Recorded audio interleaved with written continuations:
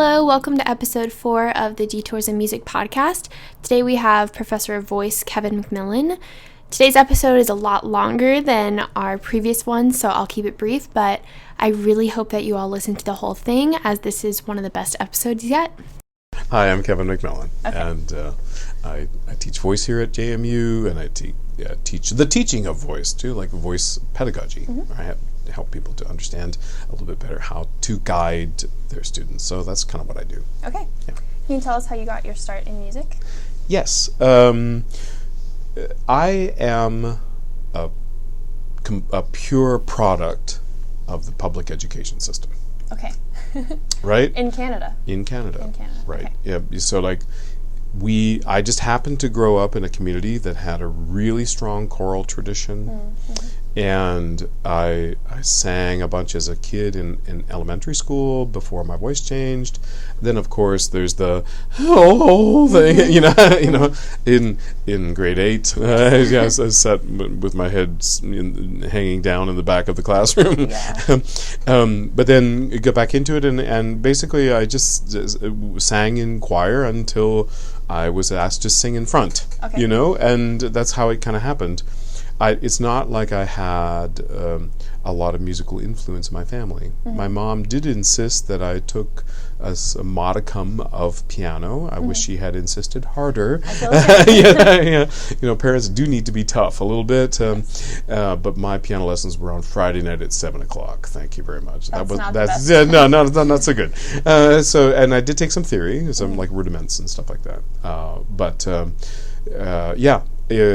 Were it not for the school system, I wouldn't have understood really what was going on. And lots of people, like yourself, mm-hmm. You started to study music while you were in high school. Mm-hmm. You did, you had serious private instruction. I didn't have a private voice lesson until I was like 19. Wow. Okay. In fact, it's a little embarrassing, but I probably didn't know that there was a guy named Mozart. Yeah.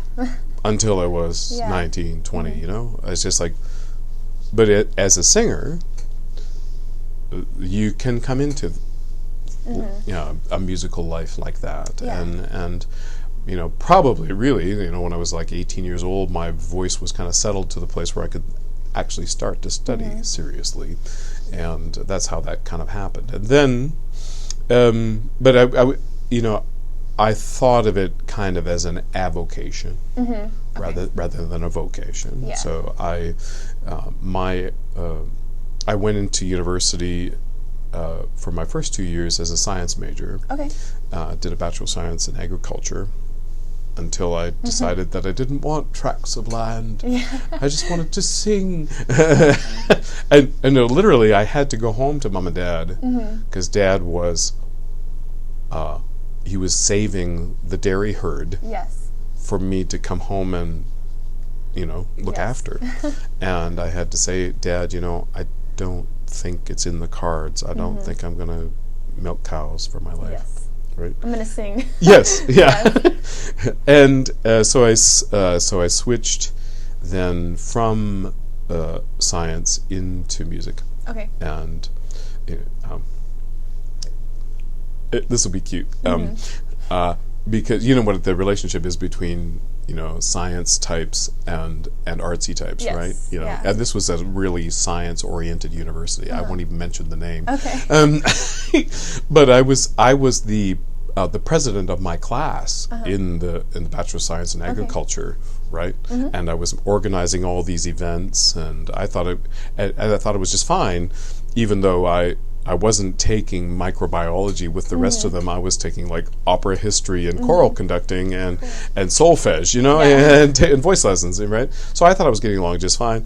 And then at the end of the school year, they always it would be like the breeze having a kind of a subversive issue that was, so they had the school's newspaper was called the Ontarian because right. So they had a version that they printed kind of with a lot of skullduggery called the Contrarian, right? and in the Contrarian, I was voted the whole of the year. Wow. That's bold. So they all knew you weren't there for them. I thought I was just fine, Yep. right? But they thought it wasn't too cool to have the president of their class, Wow. doing all the opera history, Okay. right? Yeah. So kinda funny. hey, a little wake up call there. Mm-hmm. But then I switched from that more sort of science oriented university Mm-hmm. to a larger university, which had a larger music department, Mm-hmm. and got established then and moved on through it. Middle of my first year, though, I was home helping on the farm and had a slip in a storage silo and fell down about 20 some odd feet onto some concrete and crushed my right heel and a vertebrae in my back. Yep. So I was complete for about 6 weeks, like no sensation, Yeah, no motion okay. below my waist, right? But then, rather miraculously, I have to say, like I went to sleep one night with no motion and woke up the next day and lifted my leg off the bed. It was like, Wow. nerves are like that. It's like, it's all chemical, electrical, and when it hooked up, and it was great. And I got my quadriceps back. That was the big thing. That meant that I didn't have to stay in the wheelchair. I could get up and walk around with crutches. Wow. So the interesting thing is, and the way I kind of look at it a little bit philosophically, is that often people think that, oh, he broke his back, so he decided to sing. Okay. No. Yeah. I had actually already made the commitment to that life, Yeah. as crazy as it might be, right? So, and then in the middle of that first year of my serious study as in voice, I broke my back. Okay. But I finished out my undergrad in 4 years, and then decided out of the blue to audition at a couple grad schools, and one of them was Juilliard, and I ended up doing a master's and starting a doctorate at Juilliard. Yeah, and Here we are. here we are. Yes, and but what's really important as well is that when I was at Juilliard in my first year, just through a series of really serendipitous contacts, I got an agent. Wow. And that agent I was with for 25 years and did like 800 concerts through their office. And it was bliss, because he was everything to me. I miss him dearly. He passed. But he was really, really, really important, and kind of a family member. And that was a real luxury, right? Yeah. Right. So I guess maybe in the most important way, it's a challenge as an artist to stay positive, isn't it? Right? Yeah. It's just like, right? Because sometimes you feel like, hey, I'm really nailing this today, and then the next day it's like, what? Yes, totally. And you get positive feedback, and then you get this sort of like somebody who's a little, right? If you have an agent and you go and do an audition, or he just sends out information about you, the really blissful thing is, if I got a call from Larry, it was like, hey, got you a gig. Cool, where is it? Peoria, Illinois. Great. Wow, when is it? Oh, it's coming up. Okay, cool. What do I have to sing? Right? Yeah. So like, it's all positive, right? He would never call and say, hey, Kevin, I got you this gig. Like, I had to wade through about 35 no's before I got the yes. Yeah. Right? Right? So all of that negativity would have had me in a very different headspace at the end of the day. So I really count myself as exceedingly fortunate that I had that kind of really trustworthy relationship, and that helped me grow as an artist. It was very helpful. What's some advice you would give to a younger player where things aren't going as expected, or maybe they haven't gotten that agent? Hey, well, this might surprise you. Okay. But I have this conversation a lot with young artists. And, not just singers, but people like yourself. And there's lots of, I've thought about this a lot, and there are lots of things. You got to be disciplined. You got to be, you got to have a lot of tenacity. You got to really, have your craft together, right? You all this stuff, right? And there's a whole list of criteria that you need to follow through on, right? But here's the thing. I think that the only way to stay sane as an artist is to love the repertoire even more than you love yourself performing it. That's definitely not what I thought you were going to say. Yeah, that's... Right? Yeah. So the point of that is that to endure all of the no's, right? And all of the negativity and all of the physical frustrations, like, how are we going to make ends meet this month, right? How are we going to do this? How are we going to do this? To endure all that, if repertoire is only there to make Laura sound good, right? And I don't mean to pick on you, right? But you know what I mean, right? Like if you love a concerto so much that you'd be just as happy if somebody else was playing it, and you just really feel the power of that music and how it moves you, right? That's so much safer, right? Because if that connection isn't there, I don't think that people haven't, like, the rest of the stuff is not strong enough to keep you rooted, to keep you stable, to keep you keep you thinking to yourself, no, there's a good reason why I play the oboe. It's because I get to tune the orchestra. No. That's definitely not a reason. No. Right? You know what I mean? Yeah, no, it's because of and you can probably feel this in. It's just like that turn of phrase in that concerto. That just always sets the hair up on the back of my neck. It's just like, it's just like, oh my God. And I have to say that the concert tonight, right? Peer Gynt is one of those pieces for me. I will be a blubbering mess tonight, right? Because it's just so that there's something incredible about Grieg. There's something that he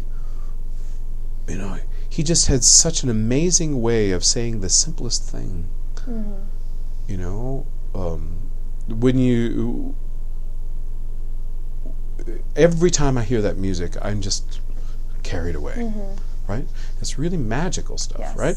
And when you have those experiences, it makes all the suffering, all the worry, take a back seat. Yes. That's what we live for. Yeah. Right? And so, like, of course, there are all kinds of times along the way when, hey, Laura, I've got a friend at Juilliard, you should play for them. Those kinds of things, those kind of conversations that you have to have with people who have been around a little bit longer than you have, right? But there are some core things that are pretty crucial. Yeah. Right? And it's important, I think, that if you can't find that, right? And people sit in that chair, and I say, like, is that, how do you feel about the repertoire? And they thought, I never even thought about that. Oh, right? Then maybe that's the time to say, is this for you? Are you actually ready to do what's required of you, which is a tall order? Yes. Right? Yes. Definitely it takes a lot of maturity. Well, maturity and just tenacity, We have to be so willing to try, fail, and how many times? Yeah. And then, hey, I got it. Right? That's the singer's life. And we have to be a little compulsive or a little obsessive, right? it kind of irks me sometimes when people talk about obsessive compulsive disorder. Yeah. Right? Yeah. That's what we do for a living. Yes.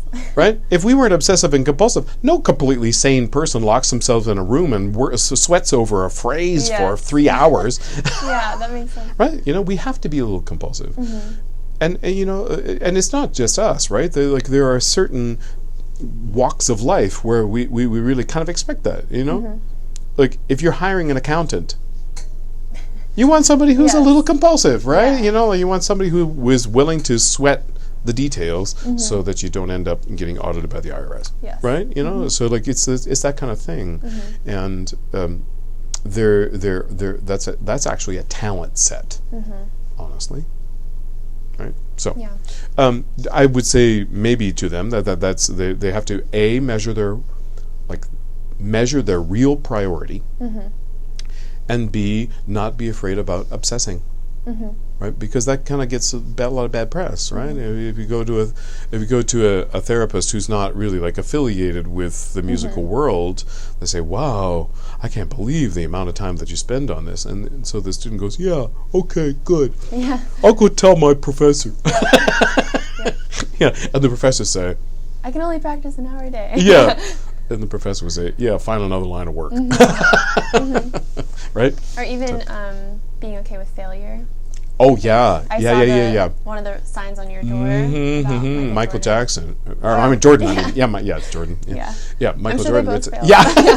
Yes, but that whole idea of I love the quote about it. I stepped up to the free throw line, how many hundreds and hundreds of times to save the day and failed, right?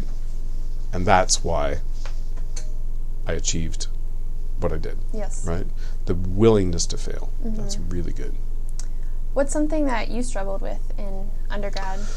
Hey, well, I mentioned right at the outset, right, that I teach vocal pedagogy, and I teach voice.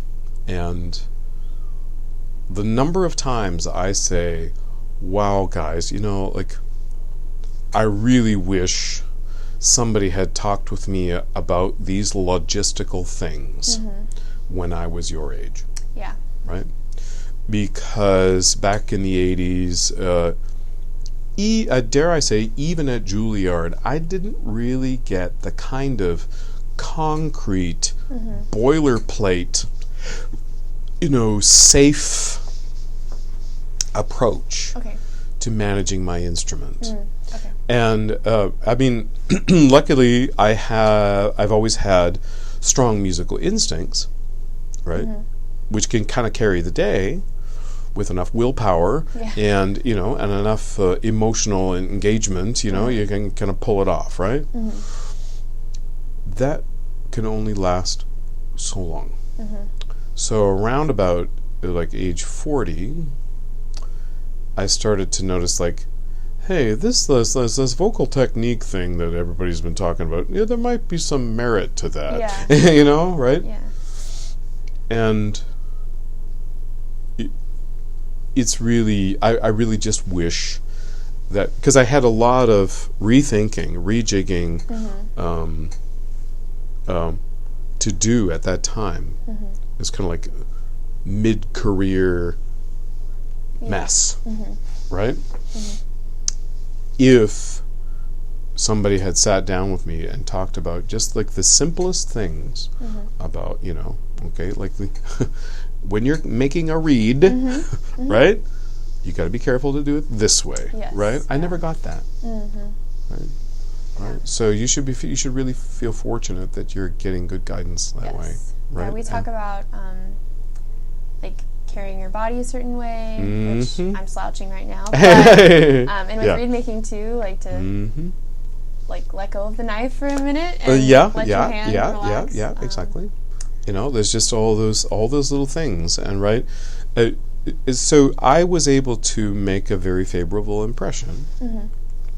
I did my audition stuff, and I got my gigs, and I did my thing, and I just went out there and I kept rolling with the thing, right? But there's a maybe there's a I've talked with students about this actually, where if what you do on a day-to-day basis takes you a little bit over the line into extremis, right? Mm-hmm. Like if the way that you were holding the oboe, at the end of the day, it's just like, oh, you know, okay, I just have to shake it off and try again tomorrow, right? But if then tomorrow takes you to the same place, and again, to that place of pain a little bit, right? That can become like a spiral. Oh, yeah. That you don't want to be a part of, right? And in my case, there was just these little chinks in my armor started showing up. You know, places in my range that were kind of weird, places that I couldn't project as well as I could have before, and I was always kind of like the guy who thought that, you know, if I just say the words that the composer gave me on the right pitches properly and I deliver them with integrity, it's going to be fine, right? And you know, there's some truth in that, right? And we ought not to leave that out of the, but just being able to do that without stressing myself out so much, right? And we you know, the other thing that's on my door, right, is the knowledge comes from taking things apart, and wisdom comes from putting them back together. Yes, yeah. And at your stage in life, that's what you should be doing, right? You should constantly be like taking it apart and putting it back together. You have to do it with the oboe, right?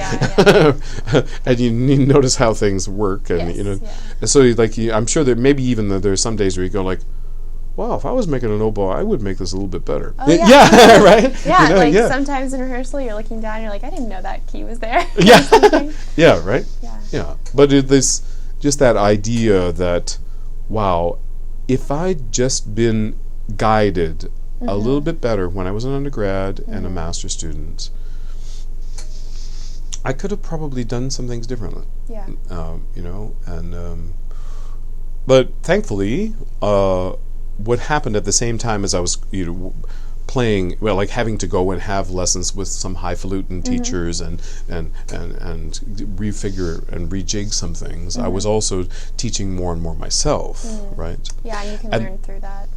Well, yeah, you know, like, right, and that was, and that I guess maybe the follow up to your previous question about you know what students should do when they feel themselves tied in a knot. Get students. Yeah. Right? That's good. Because there is nothing that has consolidated my approach to singing more than teaching it. I've learned way more by teaching singing than from taking lessons, right? And I'm sure you've felt this too, right? Like if you can explain a concept, right? And you know, there's even like a psychology to it, right? There's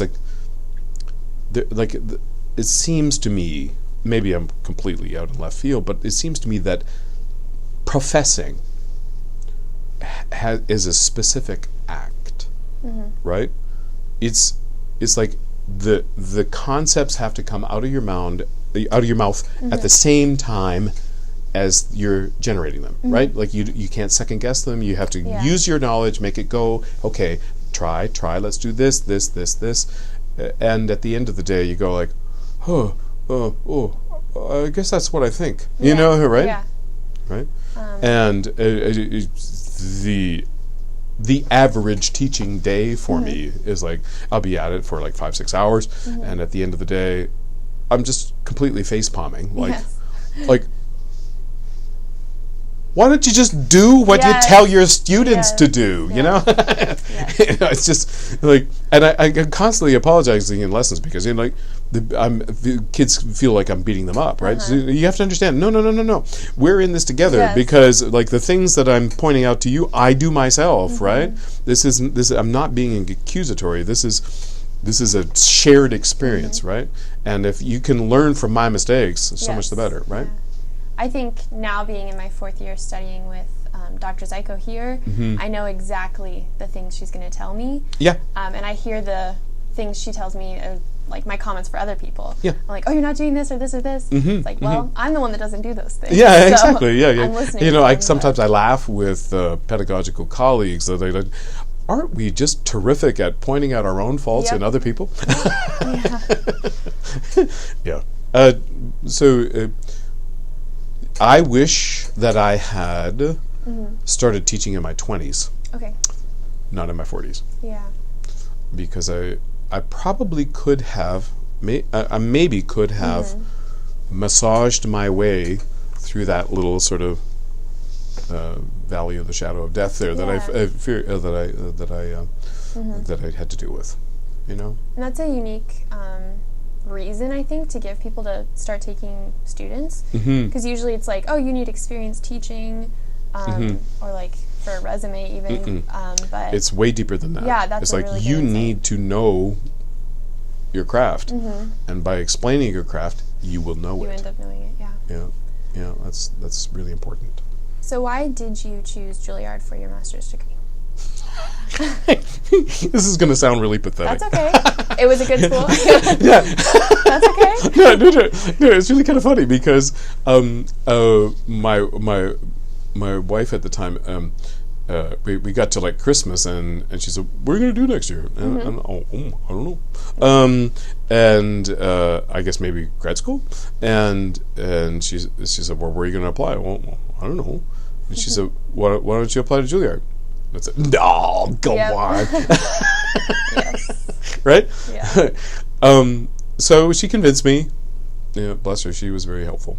And so we applied to Juilliard, Eastman, and Michigan. Okay. And the Juilliard edition was the first one. And I did the audition, and after I was done the audition, one of the professors came around the corner and said, well, you're in. Oh, wow. Okay. Did you want to study with me? Yep. All right. Okay. Good. I guess we're moving to New York. Yeah. Right. So I didn't even bother with the other two. Wow. Yeah. Right. And I have to say that this is interesting, right? You see, I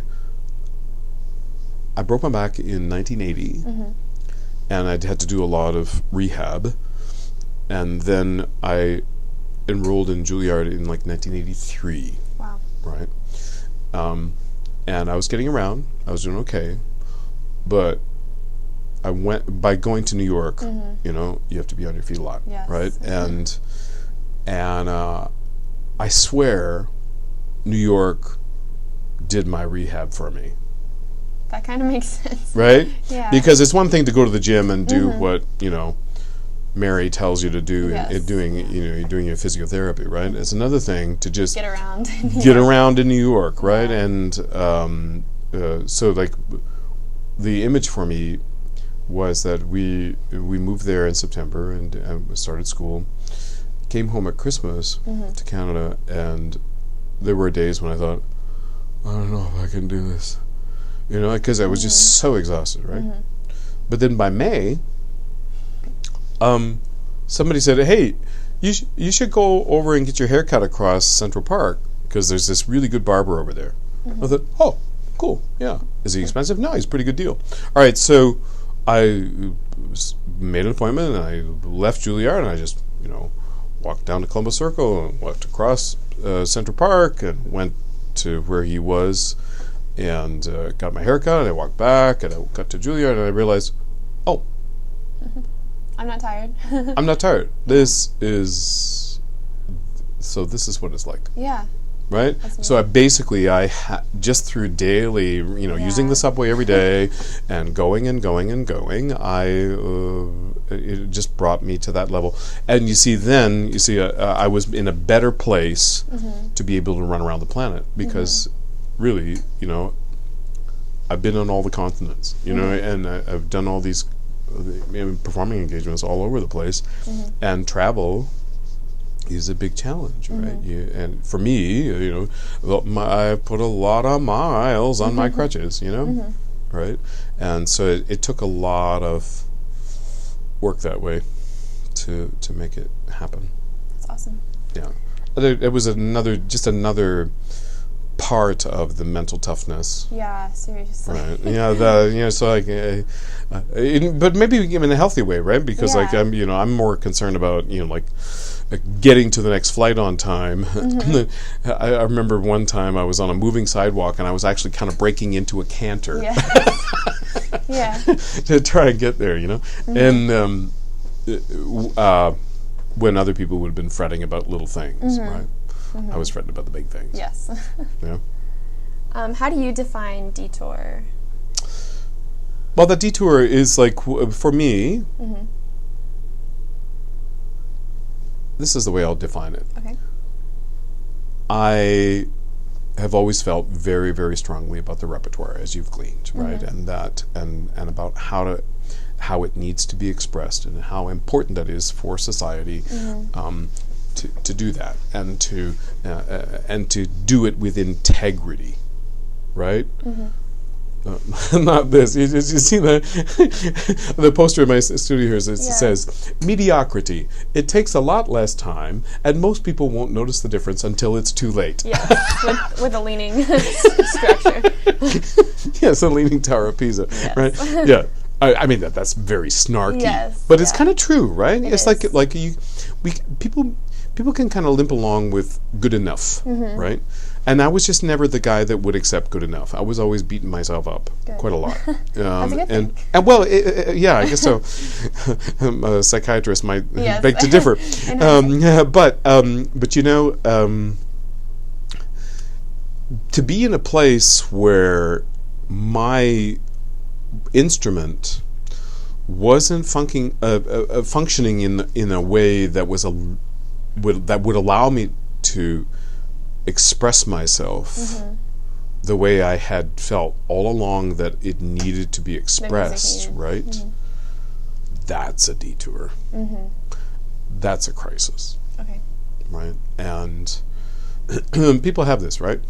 Right. So, people will get I wasn't like I had nodules or anything like that. It was just like I just had crappy technique, and I really needed to fix it, and hopefully it's going better now. And in some ways maybe I'm singing better now than I was when I was 40. But that's a personal crisis, and the more I look back on that time now, the more I realize that I was like doing a lot of other things to try to avoid facing that. Right? Yes. Yeah.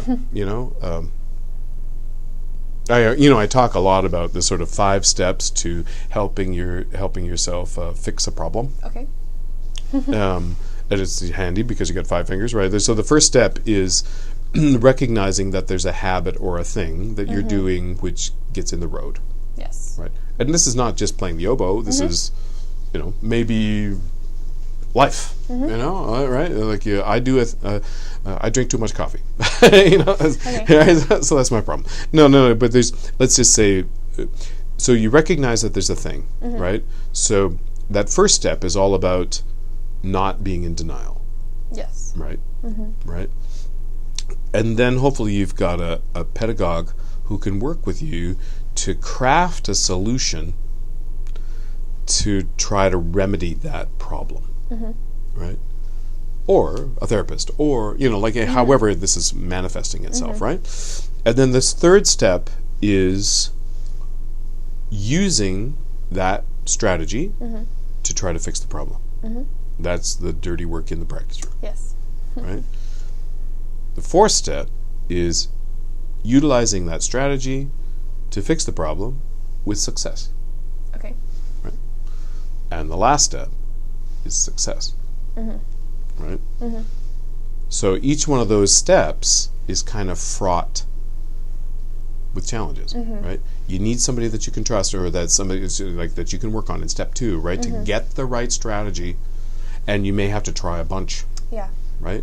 Is it the breath pressure? Is it the way I'm pushing the key? Is it the reed? What is it? What is it? Right? Yeah, right? And then the implementation of that third step is really, really important. But the interesting thing is that implementing it with success, eventually you have to let go of that, because there's not enough time to be implementing something all the time. Yes. Right?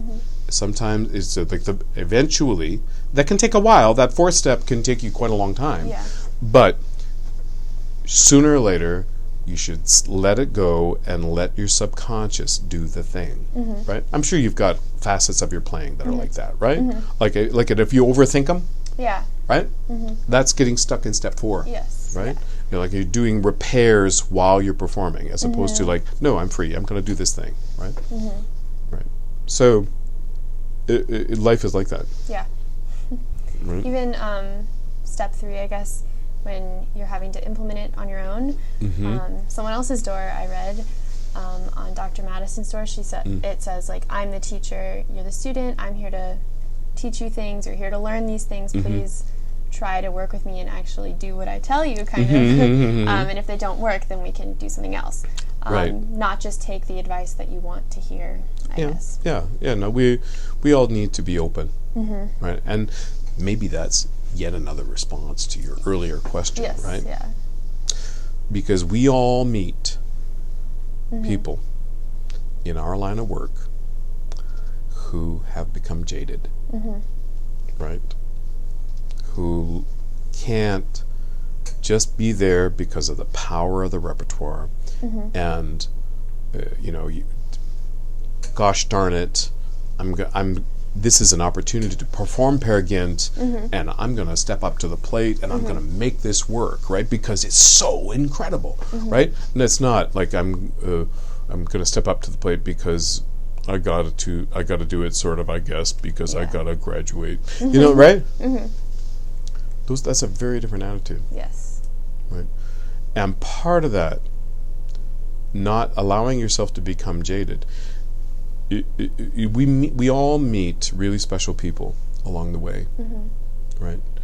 And it's interesting to me that I've learned so much from like octogenarians. Okay. Right? Yeah. Because they've been around. They've seen all the trends.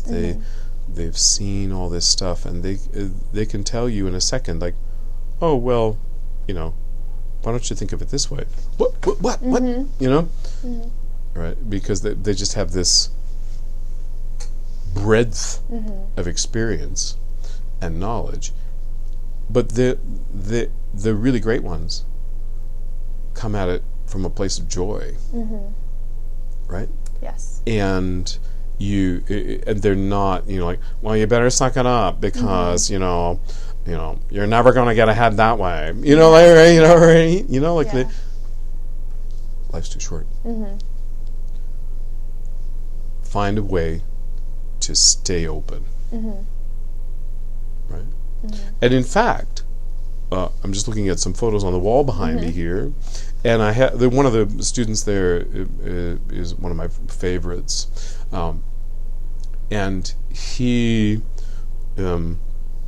favorite past students, and he was a lovely tenor, a really good choral conductor, a fine pianist, and a great composer arranger, right? So he would come and sit in the chair. So like, what do I do? Yeah. Right? Yeah. And I just said over and over to him again, everybody's going to want you to consign yourself to one endeavor. Don't. Yeah. Buy a bunch of door stops and jam them all open. Wow. Right? Okay. Right? Right? So like, and this has worked out perfectly for him because he's got a really nice professorship where he's doing all these things, right? Where he has to be like jack of all trades, and I mean he teaches diction, as well as choral conducting and playing and piano and theory and right? And so we should never let ourselves hone in too much too soon, right? There are all kinds, and this kind of comes to the question we were talking about like what would I do if I weren't, right? Yeah. Right. Yeah. Right. And it's interesting how that kind of works out because, for instance, I've spent a lot of time, maybe it's my science roots or whatever, but I spent a lot of times figuring out the best way to clarify for my students how the acoustics of the voice work. And I never quite finished my doctorate. I couldn't, I was so busy performing. Yeah. And my son was born, and it was just like, we had to get back to Canada and sort of hold things together because I was just on the road all the time. And but if I were to go back and finish a doctorate now, it'd be in speech language pathology. Because the more that I crawl into this, right? The more that I realize how separate the worlds of the study of voice as a singing instrument and the study of voice as a speaking instrument get into separate silos, right? Yeah. And there are lots of times, shoot my lips off, blam, when I feel a little bit like a speech therapist when I'm teaching voice. Yeah. I'm not doing that without accreditation. Nobody listening to that podcast should assume. No. Yeah. All right. But I have a really, I have lots of communication science and disorder friends, and they know what I'm talking about, right?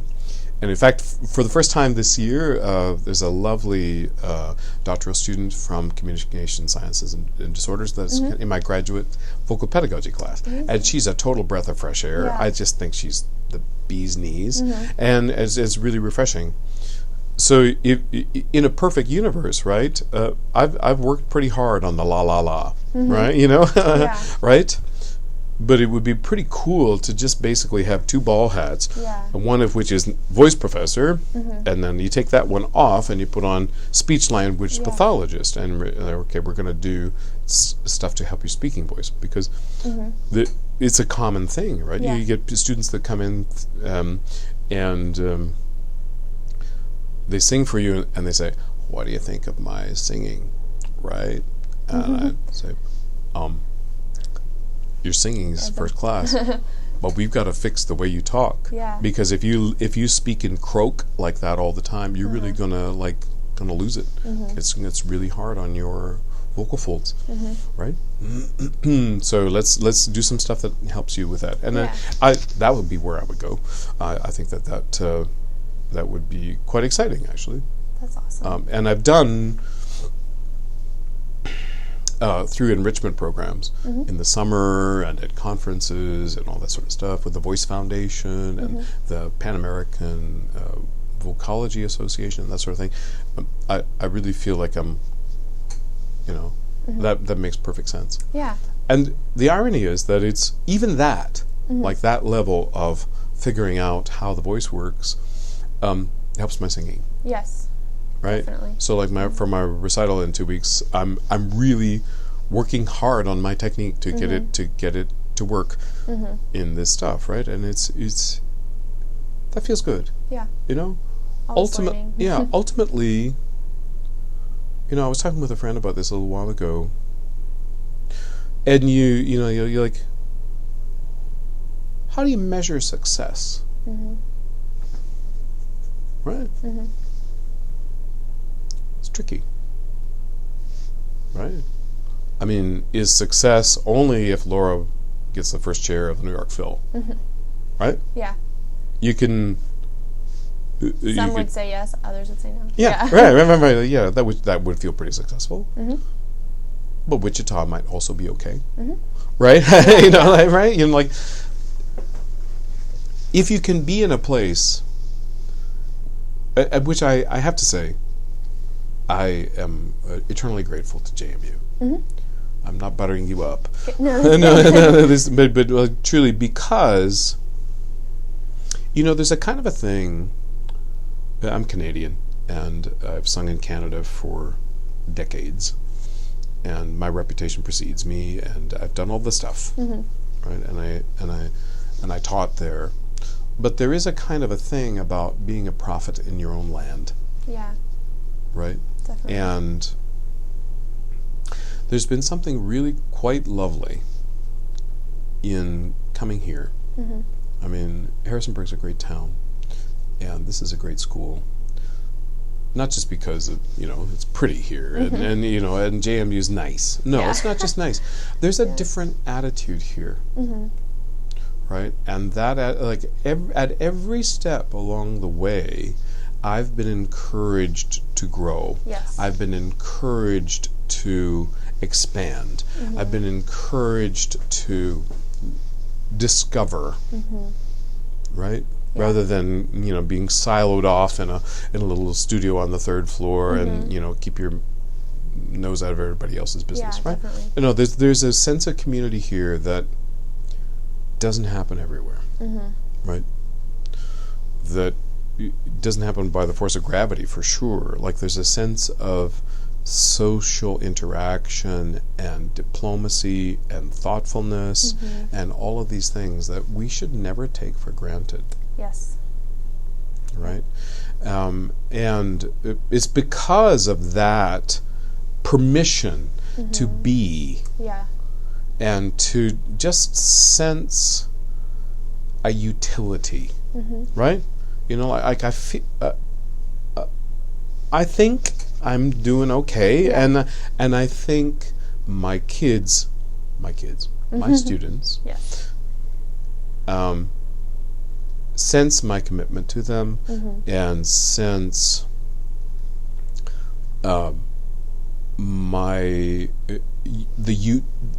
the efficacy Mm-hmm. of what we do on a day-to-day basis, Mm-hmm. right? And now I'm always reevaluating that, Mm-hmm. right? Mm-hmm. That's another thing for your, right? Yeah. Never sit still, Yes. Yeah. right? The day when you figure that you've got the oboe licked Yeah. is probably the day you should quit, Yes. Definitely. right? Yeah. I think that's something great about music is in someone's obituary, I think someone said he was a really famous cellist, and it was like, I think I'm starting to get better, or something like that. No, that was great. Yeah. No, it was actually not the obituary. It was Pablo Casals, Okay. right? And he was asked. Oh, asked why they still practice. Yes, yeah. He was, in his mid-90s, Mm-hmm. and he was asked why he was practicing, and he said, I think I'm improving. Yeah. Yeah. And it's true, Mm-hmm.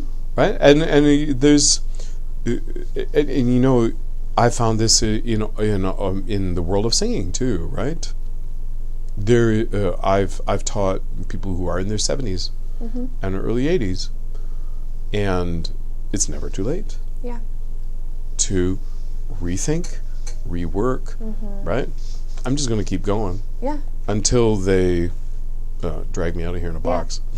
And you're like, I guess JMU is a great place to, you don't have to stop because your interests change over time, and I think Mm-hmm. here, like, they really foster, like you were saying, discovery and Mm-hmm.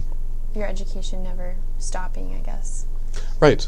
Yeah, and they've been very generous that way. For instance, I had a fantastic experience 3 years ago going out to the National Center for Voice and Speech in Salt Lake, Okay. and took a really intensive, like, going back to undergraduate science, calculus, kind of Okay. course, right? Just doing the nuts and bolts of acoustics, right?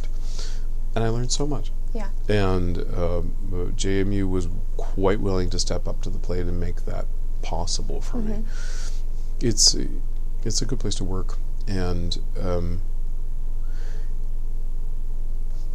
that atmosphere, that attitude, rubs off on students. Yes. I really think this is true. I've been in a lot of other institutions, and it really never ceases to take my breath away that, like, the degree of support that I guess the closest thing in my experience is the voice area, right? But when a singer is getting up to perform, they always feel kind of bathed in the hope Yeah. that it's going to go okay, right? They're not, like, in a caustic bath of sarcasm and malcontent. Yes. No. Right? Yeah. Right? That the second thing happens. Yes. Happens definitely. a lot. Right? Yes. And it's really, really important that we treat that as an asset and work hard to keep that happening. Mm-hmm. And take it elsewhere with us. Yes, exactly. I had a student come back a while ago, and she said it really succinctly. She said, I've been thinking about this a lot. And she's got a nice teaching job out in California now. And she said, I've been trying to put my finger on it, but she said, I think what it is that all JMU music students are taught to be leaders. Right? Mm-hmm. Like that's a given. Yeah. You can't just, play your kazoo and sit in the corner, right? Mm-hmm. No. You need to be figuring it out and finding your way forward, and that sort of inspiration to be a lifelong learner really helps here. And of course that's everything, right? As a musician, it's one thing if you're like an accountant and you go like, I was thinking I might go back and get an MBA, right? 20 years after the fact. No, I mean, as a musician, like the idea that you would, go for 20 years without having a lesson, or like a coaching or getting somebody else's opinion, so you're not in a bubble someplace, that we are the model for lifelong learning. Yes. Thank you all for listening to that episode. I know it was a little bit longer than my typical episode. Something that really impacted me that Professor McMillan said was to buy a bunch of door stops and jam all those doors open for opportunities, because I think sometimes with music or any career path we can feel pressured to kind of pick one area that we are interested in and never steer off that path. So I was really inspired to keep my options open and keep being interested in more than one thing. Our next episode will feature one of the choir directors at James Madison University, Dr. Joanne Vandervat Cromie.